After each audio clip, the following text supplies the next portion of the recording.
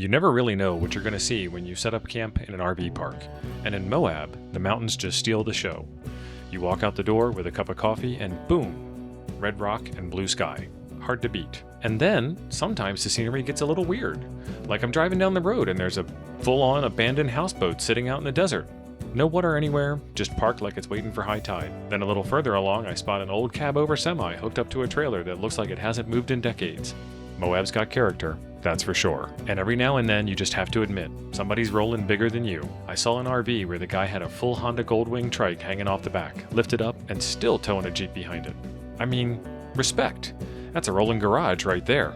Now, if you've driven this stretch of Highway 191, you've probably noticed the giant letters carved into the cliff that say, "Hole in the Rock." It's the classic roadside tourist trap, and you know I had to stop. The story behind it is pretty wild. This started out as a diner back in the day. Then a couple actually lived in the carved-out home inside the rock. When the husband passed away, his wife just kept the place running, added electricity and plumbing, and turned it into kind of a living museum. Is it kitschy? Oh yeah, but that's part of the fun. Worth pulling over, taking the little tour, and just soaking in a slice of roadside Americana.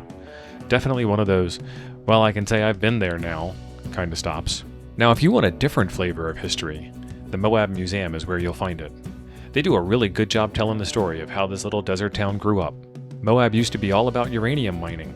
That's what put it on the map. Prospectors, miners, boomtown energy. And then, when the mining dried up, the town had to reinvent itself. That's where tourism stepped in. And now, Moab's this mix of history, outdoor adventure, and people coming from all over the world to see these landscapes. Pretty amazing how a place can transform like that. And of course, you can't come to Moab and not hit Arches National Park. Quick tip though, check before you go. Depending on the season, you may need a timed entry pass, and you'll want to grab that ahead of time before you leave your RV.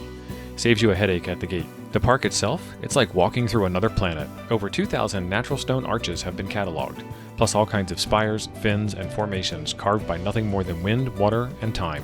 Millions of years of erosion shaped these massive sculptures you can just walk up to. I've got some shots here of the paved drive-in, and if you're up for it, there are gravel roads that lead you deeper into the backcountry.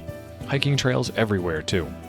Landscape Arch is one of the longest in the world, just this impossibly thin ribbon of rock spanning out over the desert. And then there's Delicate Arch, the one that you see on every Utah license plate. And it's even more impressive in person than in the photos. And hey, if you're a National Parks passport person, don't forget to grab your stamp before you leave, and check the date. I always forget and end up with one that's half smudged or missing the year. Don't be me. So yeah, that was our swing through Moab. A little bit of quirky roadside America, a little bit of small town history, and some of the most jaw-dropping landscapes you'll ever see. If you enjoyed tagging along, do me a favor, hit that like button, subscribe if you haven't already, and stick around. We've got a lot more adventures coming your way.